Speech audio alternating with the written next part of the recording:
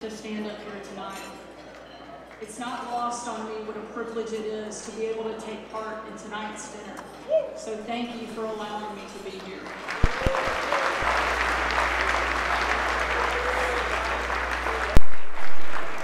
For those of you who know anything about me and my background, you probably know that my dad was governor of Arkansas.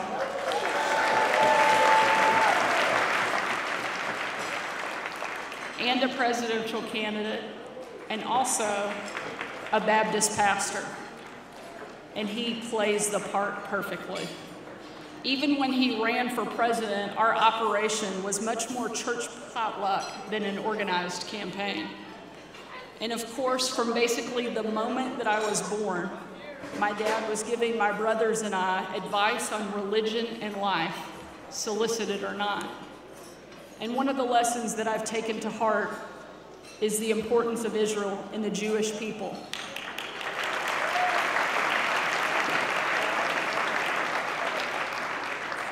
After all, Judaism would have kept going just fine if there had never been Christianity. But Christianity literally would not exist without Judaism. When we in the conservative movement talk about Judeo-Christian values, we're not just tossing around another talking point. It's a phrase that speaks to the roots that we all share as Jews, as Christians, and as Americans.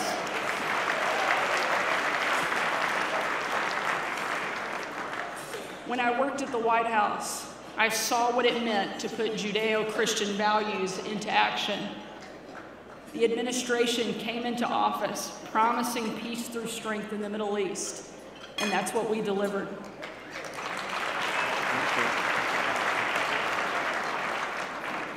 I accompanied the president on his first trip overseas, which included a stop in Israel. We wanted to make a contrast with President Obama, whose first trip to the Middle East had included stops in Saudi Arabia and Egypt, but not Israel. Of course, the media criticized us from the beginning, all the way to the end. But we knew that the statement that we were making was that America will always stand with our friends in Israel, and it was one we were not going to apologize for.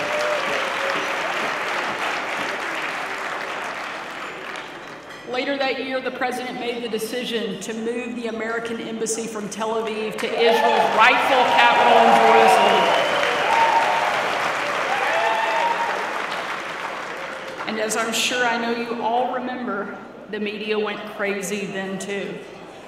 And if you trusted what they were saying, you'd believe that we had just caused Armageddon.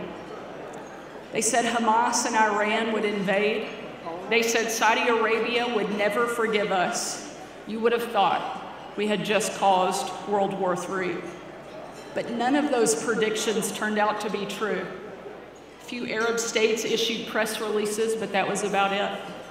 And America finally stood up for the truth, that Jerusalem has and always will be the capital of the Jewish nation, not just the modern state of Israel.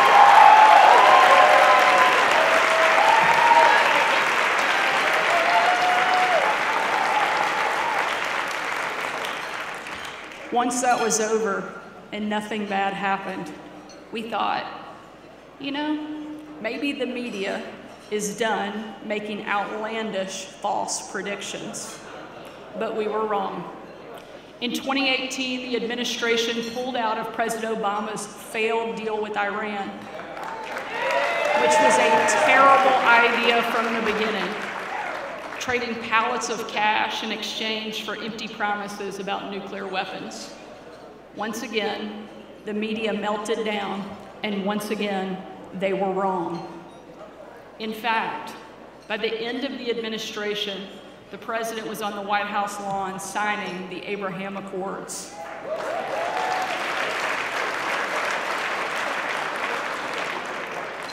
Peace through strength worked. We were strong and we were secure.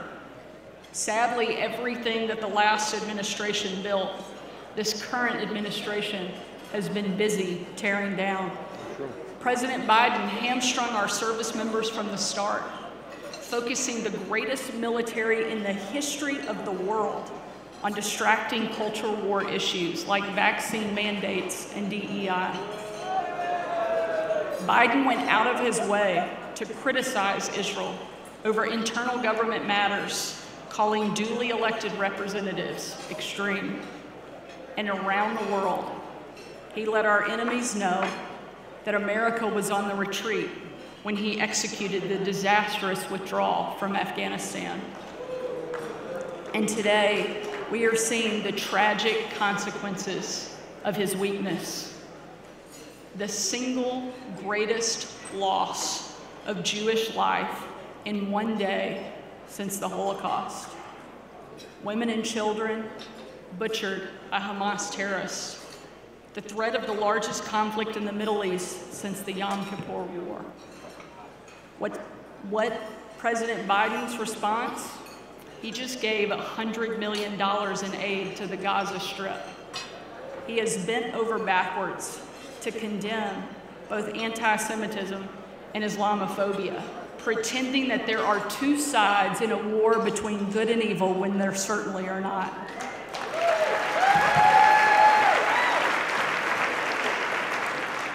Let me be clear. Islamophobia is not why rockets are raining down on Israeli homes and terrorists are killing innocent Israelis. Anti-Semitism is what's behind the current conflict, plain and simple. The sad thing is, President Biden is only a small part of the problem. We have members of the House of Representatives regurgitating Hamas talking points. And we have the Squad calling for a ceasefire, which really means calling for Israel not to defend itself. In cities across the Western world, we have left-wing protesters draping themselves in Palestinian flags and calling for the eradication of Israel, from the river to the sea. And it's absolutely heartbreaking and unacceptable.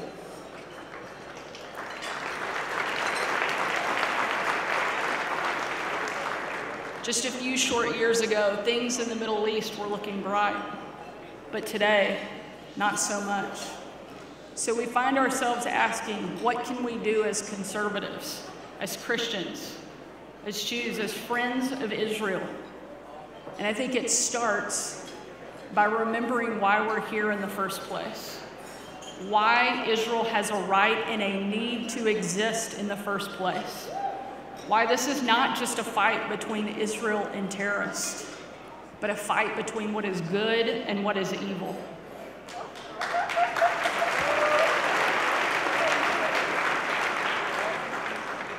I want to share a story with you about an 11-year-old girl. This girl was going on a trip with her family. It was the first time she would ever travel overseas. She was going with her family, her parents and her older brothers, and a group of other members from her church to Israel for the very first time.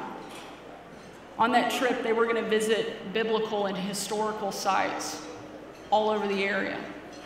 Her parents had been talking about building it up for weeks, telling her about the different places and things she would see and do over the time while she was there. One of the last stops that they would take on that trip was to a place called Yad Vashem. It was a place that she didn't really understand the significance of at the time, but she could tell from the way that her parents talked about it was important. As you know, Yad Vashem commemorates one of the darkest parts in all of human history, the Holocaust. It sits high up on Mount Herzl, often called the Mount of Remembrance.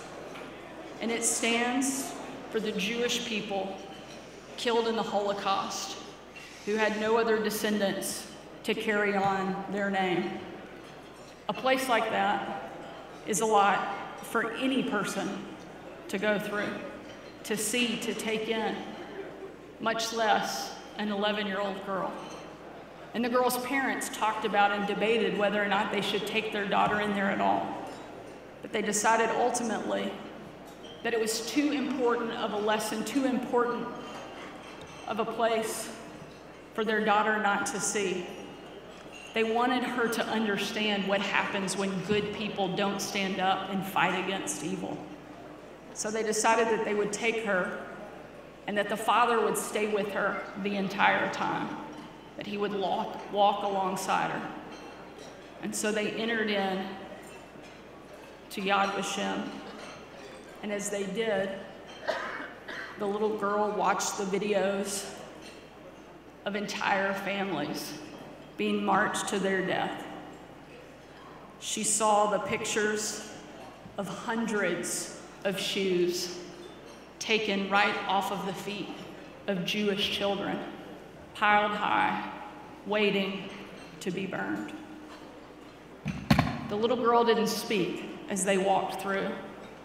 The father, all the time, not looking at the different things that they were seeing, but only watching his daughter, wondering as they went through that place if she understood why he had brought her there, if she understood the importance of the things that she was seeing. They continued through, and she listened as the names of 1.5 million Jewish children murdered by the Nazis were read off one by one. And she was told that it takes months to get through the entire list. Again, they'd been there for more than an hour and the little girl hadn't said a word. The father was worried that he had put too much on her, had exposed her to something she wasn't prepared to take in. And they continued through Yad Vashem, and the little girl just gripping her father's hand tighter and tighter the deeper they went in. When they got to the end, the dad was watching his daughter, trying to understand if she got it, if she understood why he brought her there in the first place. They got to the last part of the museum, and there was a podium much like the one I'm standing behind now. Had a guest book sitting out. The little girl reached into her father's pocket, where she knew he always kept a pen. She scribbled down her name and her address, and then she paused over a section that was available for you to write in a comment. And the father was looking over his daughter's shoulder, wondering what she might write in that moment, in that space.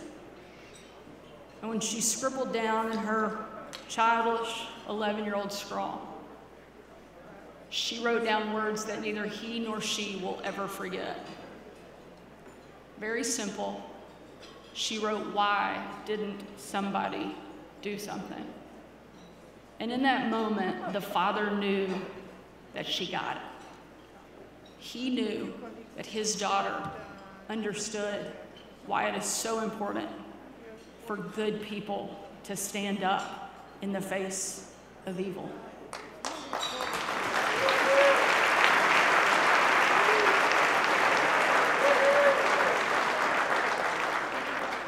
The reason I know that story so well and the impact it had is because that was my father and that was me that was walked through that museum.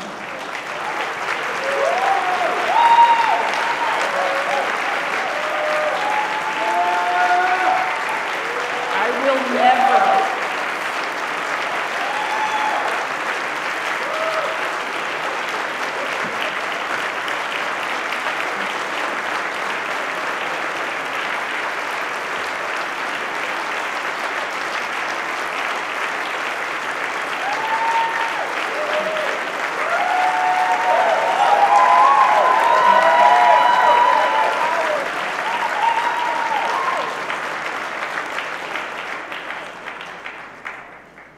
never take for granted, nor will I ever forget what happens when good people don't stand up. In the battle between good and evil, each of us can be the somebodies who do something. I know that every person in this room will be those somebodies. I know that the entire conservative movement, no matter their faith, no matter their background, stand with each of you and the Jewish people. With God as our witness, the good news is we know how the story ends. The enemy will be defeated and good will always prevail in the end.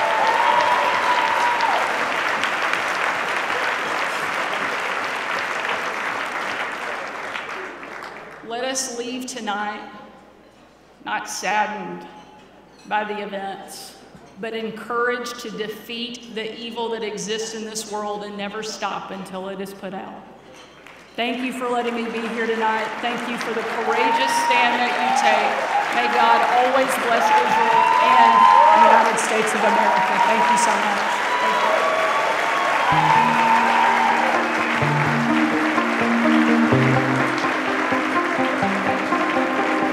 Thank you.